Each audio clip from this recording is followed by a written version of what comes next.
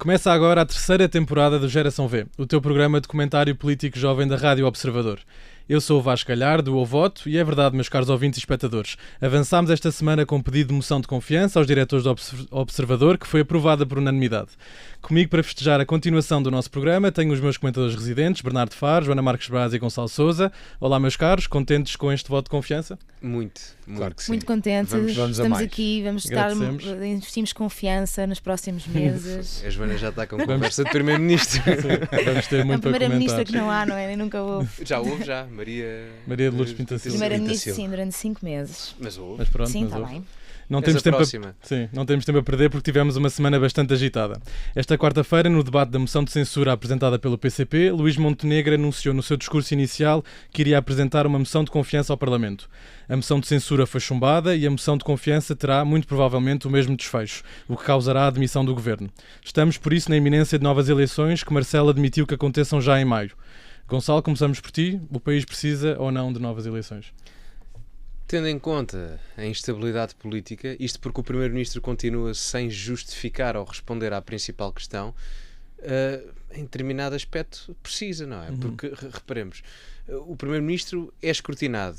Eu creio que foi o Bloco de Esquerda, ou o Partido Socialista, um deles, que lhe enviou um formulário de 37 perguntas, em que 23, se não estou em erro, ficaram sem resposta, e as principais, no caso, que é o recebimento da avança mensal dos 4.500 euros por parte da Solverde, enquanto ele tem funções de Primeiro-Ministro, continuam a não ser justificadas.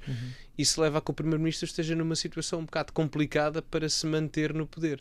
Agora, isto de um ponto de vista legal e prático. De um ponto de vista político, Luís Montenegro parece-me que está a tentar fazer uma manobra de António Costa 2.0, porque a esperança na cabeça de Luís Montenegro é que, se no passado, em 2022, o Bloco de Esquerda e o PCP, que sustentavam o governo, votaram contra um orçamento de Estado, e isso fez com que os mesmos ficassem prejudicados nas eleições legislativas seguintes, dando uma maioria absoluta ao PS, o que vai na cabeça de Luís Montenegro neste momento é: eu apresentando uma moção de confiança e o Partido Socialista, que em determinado âmbito sustenta o governo porque se absteve e viabilizou o orçamento de Estado, e o Chega, numa situação diferente, chumbando essa moção de confiança, vão ser exatamente prejudicados exatamente da mesma forma que PCP e Bloco de Esquerda foram há 3 anos atrás. E tu faz essa leitura? Claramente, até porque, reparem, nas últimas 48 horas, desde que isto aconteceu, desde da queda do governo, ainda não se oficializou, mas vai que era uma questão de tempo até à oficialização disso, Sim. exatamente. Desde que isso aconteceu, nós já tivemos Paulo Rangel a dar uma entrevista ao Observador a dizer e a pedir, não é a falar, Sim. é a pedir uma maioria absoluta, e que o governo merece uma maioria absoluta. Tivemos o Pedro Reis, o Ministro da Economia, que uma entrevista a outro órgão de comunicação social, não me recordo qual, mas a dizer, não tão diretamente como o Paulo Rangel, a pedir maiorias absolutas, mas a dizer que uma maioria absoluta era claramente um elogio ao trabalho do governo e que estávamos a pensar nisso e não sei o que mais, e que dava imenso jeito. Portanto, parece-me que na cabeça de Luís Montenegro vai uma estratégia muito similar àquilo que António Costa fez em 2022, com uma nuance. É que António Costa em 2022 já estava cansado de estar a governar o país. A realidade é essa, queria aspirar para a presidência do Conselho Europeu. Certo. Luís Montenegro não. Luís Montenegro está aqui nem há um ano. Sim, não é? E Portanto, quer ficar, não quer ser recordado como uma espécie de Santana Lopes que aguenta um bocadinho mais do que a primavera. Sim.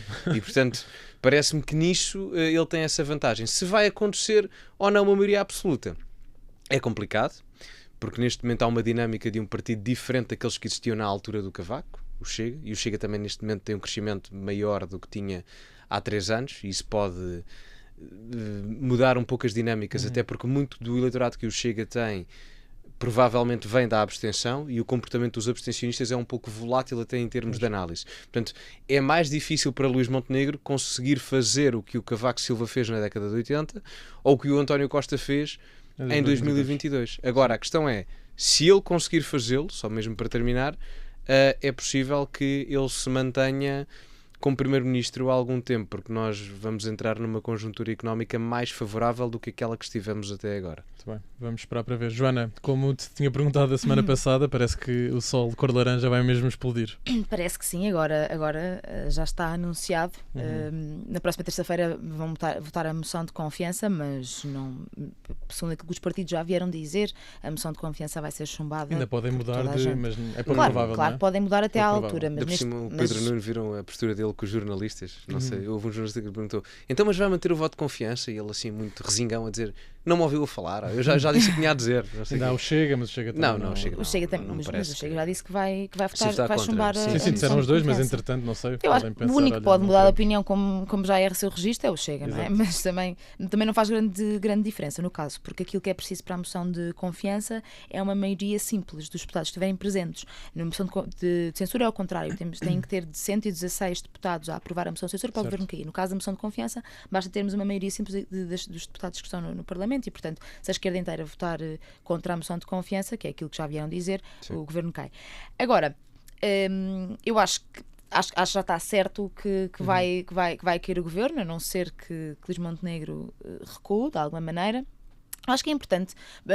Ouve-se muito falar agora da moção de confiança e moção de censura, e eu acho que, pelo menos as conversas que tenho tido à minha volta, há muita gente que não No Boa Voto fizemos uma publicação Sim, a pois explicar a fizeram. diferença, mas Exato, não, e eu acho que é uma avança. boa publicação Sim, para sim, recomendar sim, as pessoas lerem para perceber a diferença. Portanto, a moção de confiança é apresentada pelos deputados, por algum deputado, por um grupo parlamentar. Tem que ter no um fundo, quarto dos deputados, não é? Sim, mas no fundo aqui a ideia é, só para explicar a diferença da moção de confiança e da moção de censura, é que a moção de censura é, os deputados dizem, nós não achamos que este governo tem o que é preciso e, portanto, queremos dissolver este governo. Pronto. Na moção de confiança é o próprio governo que apresenta à Assembleia e diz, eu preciso que vocês venham dizer se confiam em mim ou não, dado a instabilidade política ou alguma decisão que foi tomada e que está a levantar grandes questões, ou no caso como é agora, há aqui uma situação que está a levantar uma série de desconfiança em relação ao governo. E o seu chumbo é demissão. E o chumbo é a demissão do governo. logo Agora, do governo, sim. o Luís Montenegro, e é isto que me está a fazer com muita confusão neste caso, Conta-me. o Luís Montenegro teve o PS a dizer que ia votar Contra a moção de censura. do PCP. Uhum. Portanto, este governo já tem 2 moções de censura votadas contra, que Exato. não caiu com 2 Em moções 2 de censura. semanas. Em 2 semanas. Portanto, Sim. isto já é um voto de confiança ao governo. Verdade. O PS disse, nós não vamos mandar o governo abaixo, não nos vamos juntar ao PCP e à esquerda para mandar o governo abaixo. A única coisa que vamos fazer é usar os mecanismos que o regimento nos permite e vamos convocar uma comissão parlamentar de inquérito para nós conseguirmos tirar a limpo o que se passa sobre este assunto. E só depois de tirarmos limpo o que se passa sobre este assunto, porque, como o Gonçalo disse bem, o Primeiro-Ministro não respondeu à maioria das perguntas, só depois disso é que vamos tomar uma decisão se confiamos ou não no governo, porque neste momento há desconfianças, mas que não são ainda suficientes para mandarmos o governo abaixo, mas queremos primeiro esclarecer-nos e só depois votar. Achas que então E o o anúncio Luís da Montenegro- Comissão Parlamentar de Inquérito E Luís mudou a Montenegro estratégia? apresenta na Montenegro. mesma a moção de confiança. Ou seja, na minha opinião, o que é que o Luís Montenegro está aqui a fazer? Está a tentar fugir desta Comissão Parlamentar de Inquérito, que o PS já veio dizer que mesmo que o governo caia, eles vão avançar com a Comissão Vai Parlamentar de tê-la, Inquérito. sim. Mas, ou seja, e nós não nos podemos esquecer que vão haver eleições presidenciais em janeiro. O que significa que se Luís Montenegro não apresentasse a moção de confiança agora e avançasse para a Comissão Parlamentar de Inquérito, ia ficar no governo até meio de 2026. E o Luís Montenegro abdica disto, decide ir a eleições com esta nuvem sobre a sua cabeça e esta insegurança sobre a sua cabeça, porque o povo também não sabe muito bem o que é que aconteceu com aquela empresa e temos, acho que de uma forma geral toda a gente está meio desconfiada disto. E ele prefere ir para eleições assim do que responder a perguntas na Comissão Parlamentar de Ele Inquérito. diz basicamente ganhando é quase um voto também de confiança nos portugueses. Mas em que... a mim o que me não interessa ao do que é resto. que ele tem tanto medo Pois. na Comissão Parlamentar de Inquérito para fugir a este nível, para abdicar do cargo de Primeiro-Ministro, que nós vimos pelo último ano que ele tanto quer, do que é que ele tem assim tanto medo para preferir ir a eleições do que fazer uma Comissão Parlamentar de Inquérito para o PS. E eu queria só dizer uma coisa para acabar, que é o último ponto. A propósito, estavas a falar de eles fazerem uma campanha, já estarem até numa versão de campanha, Sim, porque sim. querem mesmo esta maioria O Montenegro absoluta. ainda não, mas alguns ministros já, claramente. Mas o Montenegro também, porque na moção de confiança que eles apresentam, eles elencam Exato. tudo aquilo que o governo fez Já no último ano. fez. Portanto, com este governo aconteceu isto, com este governo aconteceu E na isto, com este conferência de governo imprensa aconteceu também isto. fez isso. E uma das coisas que ele diz, portanto, chega a um nível que já é disparatado e que está mesmo a passar a um atestado de estupidez às pessoas, mesmo. Porque lá há um ponto em que ele diz, com este governo controlou-se e regularizou-se a imigração com rigor e com humanismo.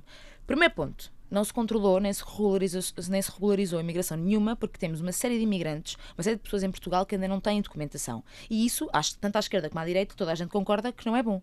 Não é? Não existir documentação para as pessoas que estão Claro. cá. E depois, com rigor e humanismo?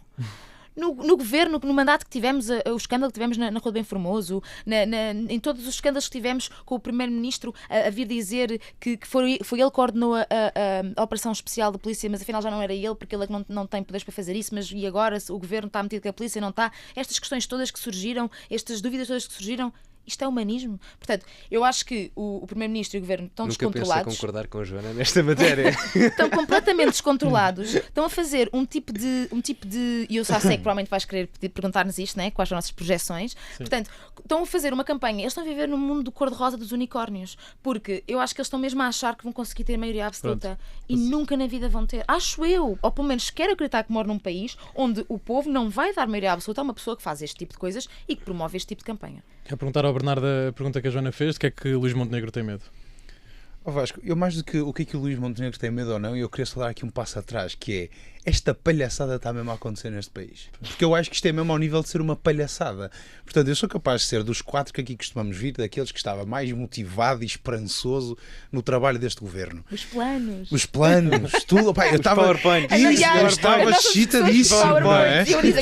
Eu estava, era o virar da página, é o recomeço. Olha os PowerPoints. E de repente levamos com isto que, no meu entendimento, isto é de uma infantilidade. Alguém que está tantos anos a trabalhar para poder ser o próximo líder do PSD, posiciona-se para ser o próximo líder do PSD, posiciona-se para ser eleito a primeiro-ministro e deixa passar um ano inteiro e tudo isto de repente vem à baila. Eu acho isto entre ser uma palhaçada e de uma infantilidade atroz total. Portanto, para mim, e com muita pena, o Montenegro não reúne em mim um voto de confiança. Portanto, para mim, eu acho que ele, em termos de credibilidade política, é género, pá, amigo, desculpa, não brinquemos uns com os outros. Mas aqui também outro passo atrás, que é, eu nem me acredito que isto está a ser tema a este ponto, ao ponto de estarmos a deitar abaixo um governo por 4.500 euros da Solverde. Não é só isso. Não é só isso. Eu sei que não é só isso. Como ele não respondeu a nada. Certo, é isso. Isso, a forma como o tema foi tratado e tudo mais. São todos os meses enquanto ele é Primeiro-Ministro. Isso, exatamente. E há outros clientes. Pelo qual foi contratado, mas lembremos-nos que a discussão não começa aqui. A discussão começa inicialmente, que era o Primeiro-Ministro tinha uma empresa da qual queria ter lucros com as vendas dos terrenos por causa agora da nova lei de ordenamento de território dos terrenos rurais. Depois daí chegámos à conclusão de que não. A coisa foi evoluindo e de repente estamos agora a discutir uma avença mensal de 4.500 euros num ano em que vai haver efetivamente votações, vão-se rediscutir as licenças dos casinos. E portanto tudo isto é que ganha esta forma toda também por isto. Mas bem, portanto, dar só esta nota, eu acho isto uma infantilidade brutal, quer dizer, qualquer pessoa que acabe uma licenciatura, toda a gente sabe, tem que fazer gestão de currículo, fazemos formações, antecipamos cenários, pensamos em linhas, Bernardo, e temos aqui o Luís Montenegro que chega a este ponto com esta... Pá, isto é caricato, lamento, isto é caricato estar a acontecer. Bernardo, mas quem governa com PowerPoints não podia ser muito maduro, não é? Também não acho que seja... Quem governa com PowerPoints como se fosse a disciplina da área de projeto, claro que também não acho podia que não é isso. O Costa até cadernos levava para os debates do orçamento, lembra-se? Mas deixa-me só também... Está aqui. Deixa-me só também reforçar aqui outro tema. E agora sim, indo ao tema da Joana, de o que é que o Montenegro tem medo? Aquilo que eu me questiono é o que é que ele sabe que eu não consigo perceber da interpretação que tenho feito das várias narrativas que aqui estão a ser construídas, porque o modo sobranceiro com que ele veio falar no passado sábado ao povo e depois ao longo desta semana na moção de censura do PCP, ele está a dar esta moção de confiança com um simplismo, uma simplicidade, parece que é só, pronto, é básico, é óbvio que daqui nós vamos retirar um grande voto expressivo do povo português em como o PSD vai ter aqui uma maioria. E eu acho que eu antecipo que o PSD vai perder deputados. Eu estou com este grande feeling. Portanto, eu não consigo perceber. Ele parece que parece que feliz a dizer. Não consigo entender. Não consigo entender. Quando eu o vejo na Assembleia da República a falar a propósito de que vai pedir uma moção de confiança que ninguém lhe pediu e que ele não era obrigado a fazê-lo. Portanto, ele é que traz a moção de confiança por sua livre e espontânea vontade. Exatamente. Depois da Assembleia da República lhe ter votado, ter chumbado em 2 semanas 2 moções de censura. Portanto, eu não consigo entender. Apresentou um outro mecanismo. O PS disse, espera, antes de mais nada, a primeira coisa a fazer é ter respostas. Deixa-me chegar aqui exatamente, que é, se vocês forem ver aquilo que foram sendo as declarações oficiais, nós tivemos a EL, através do Rui Rocha, Rocha a dizer: nós precisamos de um primeiro-ministro que responda. Nós tivemos o Pedro Nuno Santos, há uma semana atrás, a dizer: nós precisamos de um primeiro-ministro que responda. Há 3 ou 4 dias atrás tivemos o Francisco Assis a dizer: desde que haja clareza sobre esta matéria, o Partido Socialista deve votar contra esta moção de censura do PCP e manter-se ao lado daquilo que é estabilidade política. E, portanto, tivemos aqui todos os avalos, toda a gente lhe estendeu... O PS garantiu que não ia trazer os filhos do Primeiro-Ministro para a Comissão de Inquérito. Sim. Eu estou a reforçar o ponto de que lhe foram dando várias formas dele simplesmente poder agarrar qualquer argumento e dizer: pronto, ok, está explicado. Portanto, a minha questão, efetivamente, é o que é que aqui falta de ser explicado, que a malta não sabe. Se calhar de 4.500 euros por mês em 4 anos vamos descobrir 4 milhões e meio, se calhar não faço ideia o que é que aqui está que ninguém sabe. Sim, o Hugo Soares disse que o Primeiro-Ministro respondeu a muito mais perguntas do que qualquer outro Primeiro-Ministro. Mas aí também, e é por isso que eu há bocado levantava a questão de eu não me acredito que isto está a acontecer, porque o Hugo Soares também, na Assembleia da República, esta semana disse uma coisa que é preciso as pessoas também se lembrarem. Mário Soares, quando Primeiro-Ministro, também recebia avanças de colégios privados, por exemplo, daquele em que a mulher dele era lá profissional. Portanto, isto não é a primeira vez que há este tipo de sobreposição de papéis e etc. Pinto Balsemão com o Expresso? Exatamente, Pinto Balsemão com o Expresso, mas esse também só lá esteve 6 meses a 1 ano e foi no rescaldo da morte. E foi diferente, não é? Pronto, estamos onde estávamos nessa altura. Mas bem, portanto, isto tudo para dizer que há precedências em que primeiros-ministros deste país ou ministros recebem avanças e etc. Ou tem outros negócios, pronto. Isso, agora, o que mais aqui que está por explicar eu não sei. E se a jogada é deitar abaixo o governo por uma lógica de se salvaguardar de uma comissão de inquérito, pá, espero que não seja. Espero mesmo que não seja, porque senão não é ele perder o meu voto, é eu vou fazer campanha contra ele.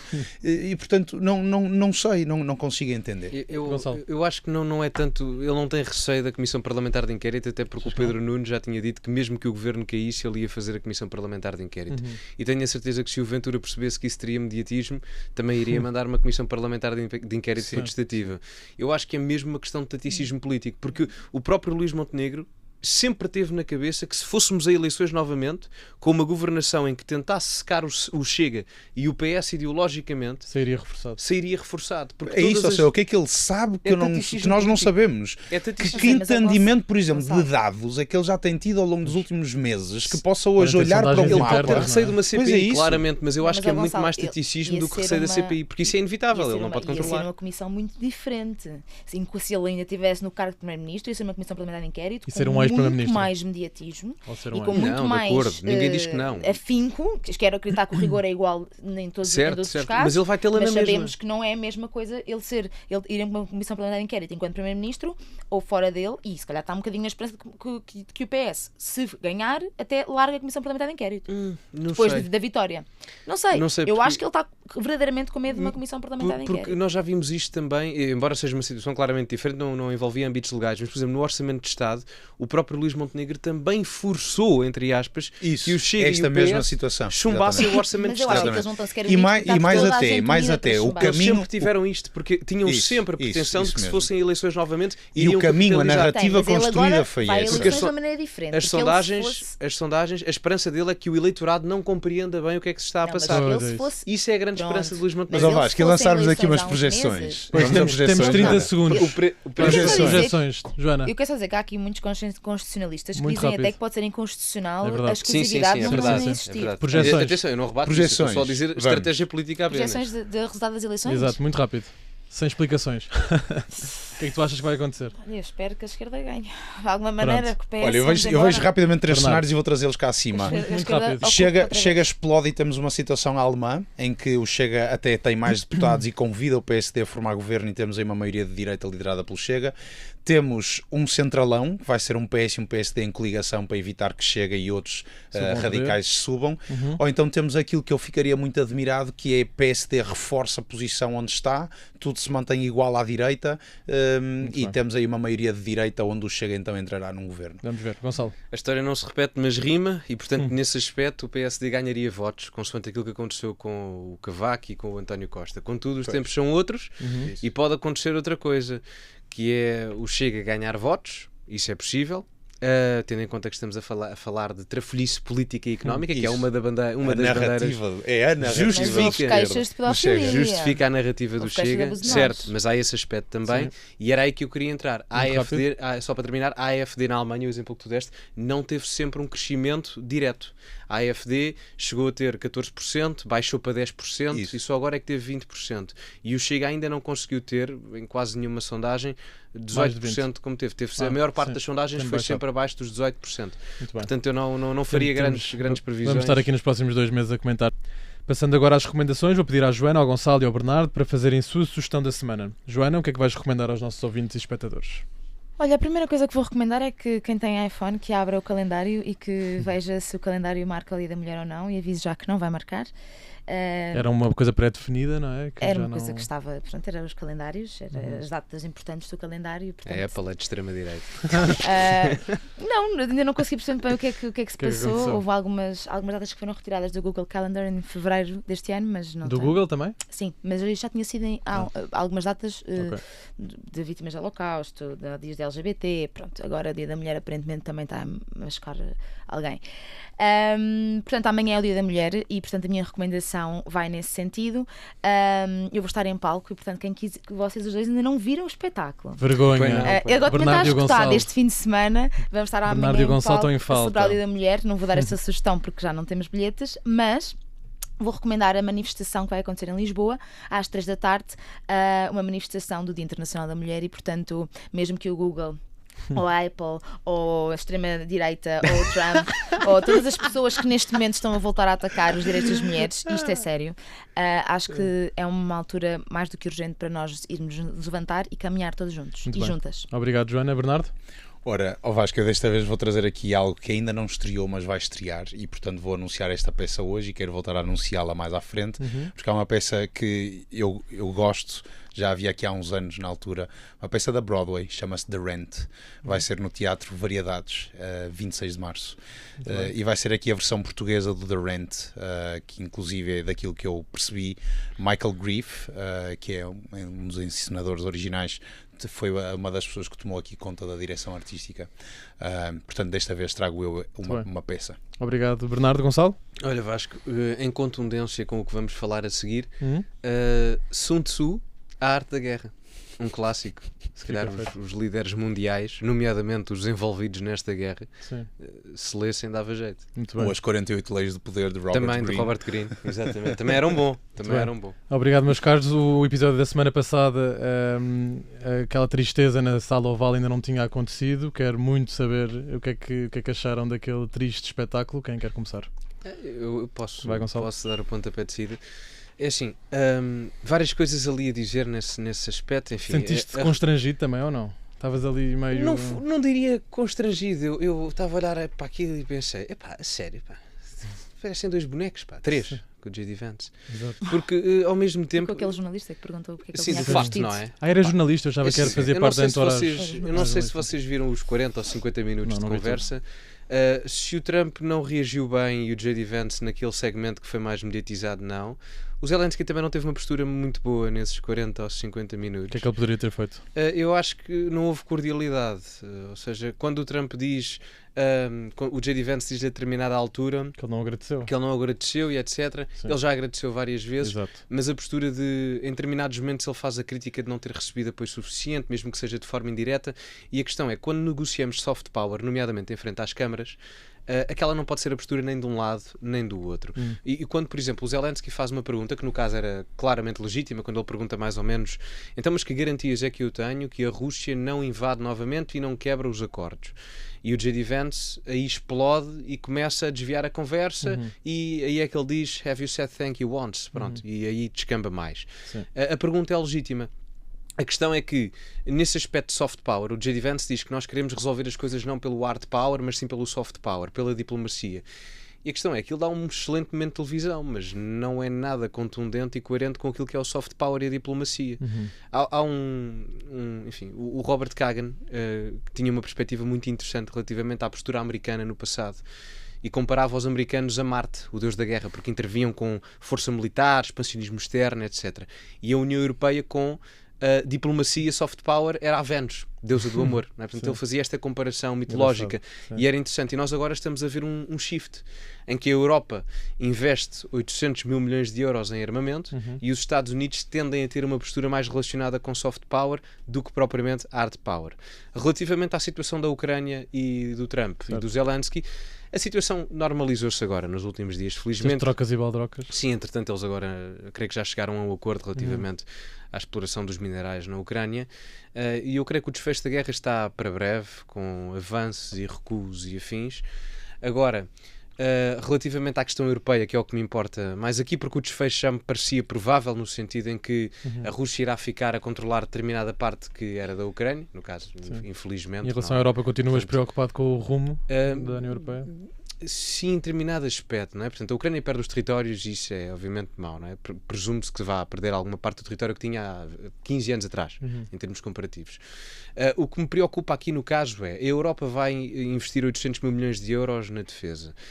Isto pode gerar períodos de inflação da mesma forma que os períodos de inflação da bazuca europeia geraram devido ao financiamento dos 500 mil milhões de euros ou 750 mil milhões de euros de há 3 ou 4 anos atrás. E isso pode gerar inflações, períodos inflacionários muito grandes, e o poder de compra europeu já não está famoso neste momento.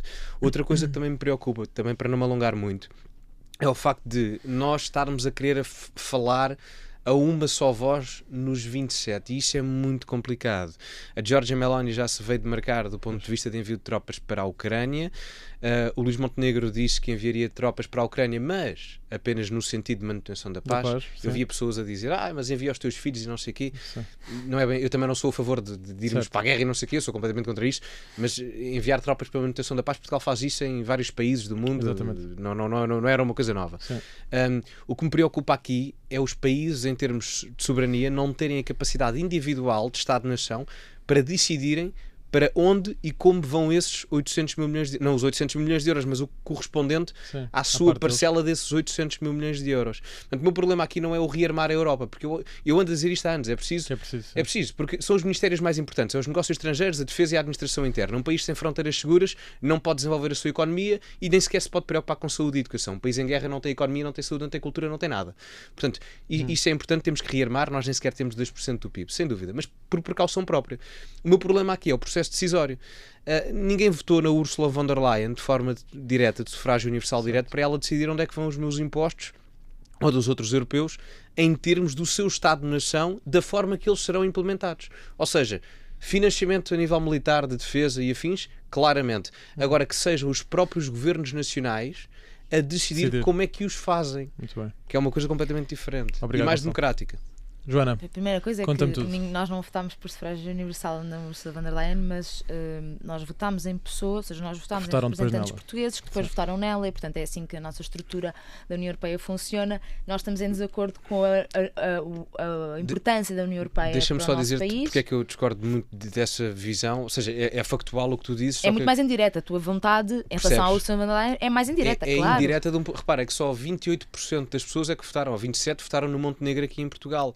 E depois só aí é que se sente representado. Mas e ainda há outra coisa que acontece com este caso do rearmamento da Europa, mas acontece com todas as decisões, não é? Mas a questão é essa mesmo, ou seja, 50... Estás contra a maneira de eleição. Exatamente. Pronto, eu acho que a União Europeia tem um déficit democrático brutal, ainda para mais quando se fala do controle fronteiriço europeu das nações. E do espaço Schengen e outro tema. Mas sim, não é o tema, mas pronto. Eu acho que queria recuar para trás e dizer que falaste da cordialidade do Zelensky.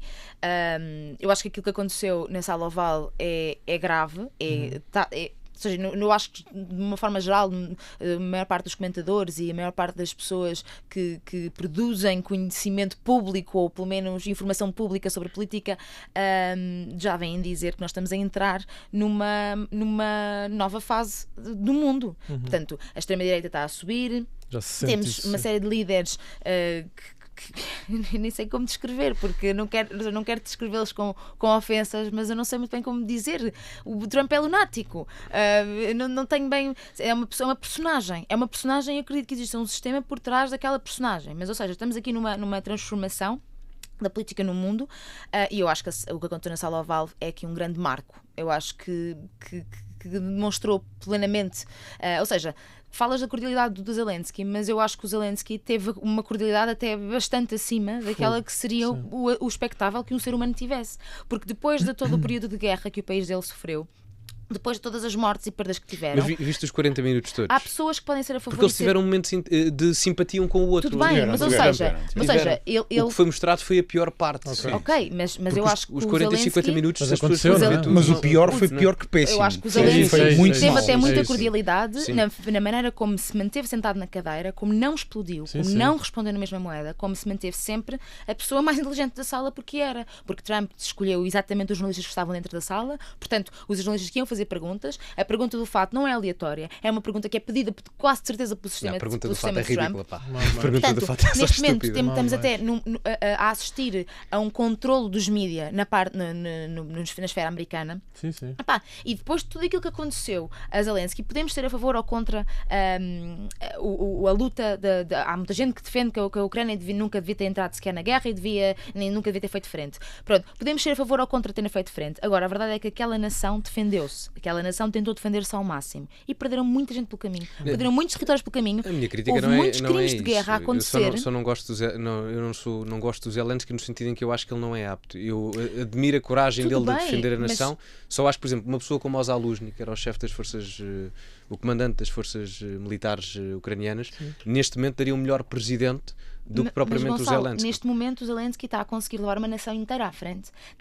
Conseguiu durante este período de guerra defender a sua nação e manter-se sempre ali estoico e firme. Podemos não gostar dele ou podemos gostar dele, mas acho que este homem está a fazer um feito histórico. Eu só acho que ele não é competente o suficiente para liderar um país em guerra. Mas sobretudo acho que eles sofreram tantas coisas nestes últimos tempos, nestes últimos anos, crimes de guerra, e Trump está a querer ultrapassar isso sem sequer mencionar os crimes de guerra. Portanto, o que Trump está a dizer na prática a Zelensky é, desde o início destas negociações que Trump começou a fazer com Putin sem chamar Zelensky, que é grave, ou seja, está a tentar decidir o futuro da guerra sem ouvir uma das partes interessadas, não é? Há duas partes nesta guerra, ele não quer ouvir uma delas, portanto ele é o Senhor Todo-Poderoso e depois manda para a Europa, chuta para a Europa a manutenção da paz.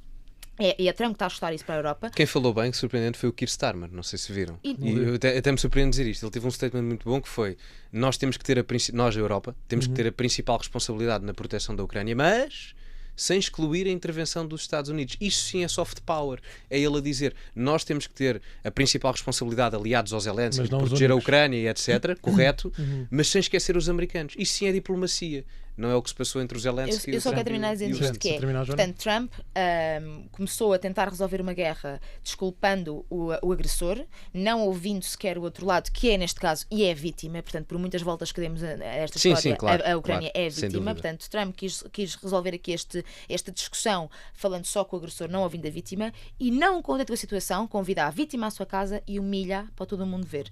E sinceramente, não consigo, acho mesmo que isto é um marco, ou seja, não há nada mais claro e óbvio de que a política no mundo está a mudar e está a mudar para muito pior. Sim. Bernardo, que é o nosso mais americano do painel. Isso. Antes de mais, o Trump não convida Zelensky. O Trump tinha inclusive pedido o cancelamento. Foi Emmanuel Macron quem liga a Trump a pedir que receba Zelensky. E portanto ele já parte para este encontro contrariado. De todo modo, Bernardo nos convidou na mesma. Não. E não é desculpa para o tratar como tratou, não é? Não, calma, deixem-me concluir, se calhar. Claro, eu acho que efetivamente aquilo que nós ali vimos, eu acho aquilo, ou seja, nós não estamos a falar de uma disputa de condomínios. Nós estamos a falar de algumas das maiores potências, e neste caso a maior potência militar e económica mundial a título individual, se não a compararmos diretamente com a China, mas que neste momento a tratar como tratou uma pessoa que gostemos ou não dele, indiferente o caso, mas que eu achei aquilo tão baixo, parecia que estava num intervalo de uma escola a ver show. Muito pior. Quem dera o Big Brothers ou o Raio da Casa dos Segredos ter alguma vez produzido um episódio daqueles. Eu acho que aquilo foi ao nível de género, estar um grupo de gajos a tentar bater num puto todos só porque ele é mais pequeno. Sim. Não consegui perceber a pergunta do fato, mas que raio de pergunta foi aquela? O modo como o J.D. Vance parecia o raio de um cão sem trela, a salivar a toda a hora. Não consegui perceber. E toda aquela abordagem é sem dúvida alguma muito preocupante naquilo que é, ou seja, eu acho que já nem sequer está em causa a diplomacia. Aquilo que eu acho que o Trump está a mostrar ao mundo é que diplomacia para ele está guardada numa gaveta, como para o Mário Soares estava o socialismo. Aqui neste momento é negociação pura. É o que é que eu ganho por garantir que neste momento em que eu estou a intervencionar na paz do teu país, consigo trazer de bom para o meu país. Independentemente do que é que isto é ou não é bom para ti e para vocês. Ponto. E, portanto, isto é muito preocupante porque é muito diferente trabalhar a diplomacia com sentido humanista, de procurar a paz, manutenção da paz, salvaguarda da dignidade humana, versus eu ir para uma negociação diplomática, mas que é uma negociação de base onde eu quero de lá retirar algo. Pronto. Agora também é óbvio, podemos dizer que este toda a vida foi papel dos Estados Unidos. Já Franklin Roosevelt na altura só entrou na Segunda Grande Guerra, depois de nós cá termos já perdido na altura a Europa toda, estava o Reino Unido completamente encostado às cordas, na altura com aquela situação da praia de Dunkirk, quando Roosevelt se lembra de pouco depois disso então intervencionar na Segunda Grande Guerra. Portanto, já com uma Europa completamente devastada. E depois com o Plano Marshall, que foi o que construiu os Estados Unidos hoje em dia. Não tivesse sido o Plano Marshall, eles nunca teriam feito o dinheiro que fizeram, não tinham crescido como cresceram. Portanto, isto tudo para dizer que eu acho que é vergonhoso, foi completamente vergonhoso, é desumano, foi desumano. Mas também dizer que, e isto é que me custa, é que infelizmente o Trump tem toda a razão do mundo. Então. O Zelensky no meio disto tudo não tem qualquer base negocial, tem ao lado dele um inimigo fortíssimo, tem uma Europa que está completamente de joelhos e é como o Gonçalo há bocado dizia bem, continuemos nós aqui a imprimir dinheiro, por mim está tudo bem. É que o período vamos ser nós quem o vai pagar. A Europa vai pagar isto tudo. E a Europa, a continuar a isto, a este ritmo, o euro hoje em termos de paridade já perde quase que para o dólar. Nós estamos a 10 anos do euro começar a decair, com uma França que está virada do avesso, com uma Alemanha que está virada do avesso, que são os dois únicos grandes motores económicos que nós temos. O UK já saiu, já nos deixou. Isto vai ser o princípio de um pandemónio. Deve a Ucrânia render-se, então? Eu não sei se a Ucrânia se deve ou não render. Eu acho que a Ucrânia deve, sem dúvida alguma, fazer um trabalho de procurar a paz. Sem dúvida alguma. E integrar acho a base que essa europeia paz, na parte ocidental. Sim, acho muito feio que essa paz, neste momento, esteja a ser discutida com base no raio de um acordo de exploração de minérios. Ok? Portanto, acho isto uma baixeza tremenda. Sim. Tenho muita pena que assim seja, mas infelizmente é onde o mundo moderno trouxe este acontecimento. E sim, é verdade, lamento imenso. Não é a Úrsula que vai ter o poder das negociações. Não é o Macron, por muito que ele agora já esteja a trabalhar para ser o próximo grande líder da Europa, como está há uma década. É o Trump, neste momento, com o Putin, que tem os dois que chegaram a entendimento. Mas é na Ucrânia, como vai ser também na faixa de Gaza, para bem ou para mal, e infelizmente é o resultado do mundo que começou a ser construído há 40 anos atrás. Portanto, muito bem. Mas é isto. Querem ter mais alguma coisa? Tem 30 segundos. Eu só queria concluir dizendo que a Europa, da forma como está, caminha para o seu fim do ponto de vista civilizacional, pelo menos na era moderna. E que espero bem que no futuro os Estados Unidos consigam talvez... O mundo vai mudar, a nova ordem mundial vai mudar. E portanto, nesse aspecto, a Europa como a conhecemos do ponto de vista geopolítico, acabou. E só mesmo para rematar... Dão-se casos de jogos multilaterais, que era algo que já não existia há muito tempo. O bilateralismo vai voltar. E nesse aspecto, parece-me que nós em Portugal, não, da mesma forma que não deveríamos estar tão dependentes dos Estados Unidos, nós também não devemos estar tão dependentes da Europa. Nós devemos começar a olhar para Portugal. Sim, mas aí Portugal também já tem feito um bom caminho. Nós hoje em dia já estamos a estreitar relações com o Médio Oriente, com as Áfricas, Palopes. Não digo não, mas acho que a perspectiva... Porque de nós só depende de nós. Mesmo assim, não é isolacionismo. É em vez de colocar a Europa cá dentro, é colocar Portugal na Europa, que é uma coisa completamente diferente. Mas Portugal sempre foi uma máquina em diplomacia, portanto não fico muito assustado. Por acaso não nos podemos queixar, é verdade. Esta questão dos líderes e da maneira como os líderes estão a alterar tudo, e como, porque tu dizias que o Trump tem razão, e repara, a minha única coisa não é que tem razão, tem razão quando ele diz que o Zelensky não tem as cartas e é o Trump quem as tem. Ok, mas esta guerra não pode ser definida por dinheiro só. Tem que ser definida também por direitos humanos. Sobretudo por direitos humanos, é a primeira coisa que tem que ser definida. Todos concordamos com isso. Pode não ter base negocial, mas tem que ter direitos humanos defendidos. Mas a vida é feita de pragmatismo. Estamos em 2025, nós estamos em 1300. Mas toda a gente concorda, toda a gente concorda contigo, eu pelo menos concordo. Só que depois há a questão distópica da realidade. Ir da teoria à prática. Há bocado tu falavas de crimes de guerra, mas os crimes de guerra só são julgados por aqueles que ganham. E portanto ainda falta aqui a ver em quem ganha. Porque até lá não há crimes de guerra. Há quem diga para um lado e para o outro e ninguém vai defender ninguém. Há uma ordem internacional, nós temos uma civilização montada. Já não conseguimos falar sobre isso. Mas o Tribunal Penal Internacional também não... Exatamente. O nosso tempo chegou ao fim. Obrigado, Joana Marques Braz, Gonçalo Sousa e Bernardo Faro. Voltamos todas as sextas com um novo episódio. Estamos sempre disponíveis a qualquer hora, em qualquer lugar, em podcast e em vídeo no YouTube, onde podes seguir o nosso programa partilhá-lo com os teus amigos e família. O Geração V é uma parceria entre o O Voto e a Rádio Observador. Eu sou o Vasco Galhardo, muito obrigado por estares desse lado, tudo a correr bem e até para a semana.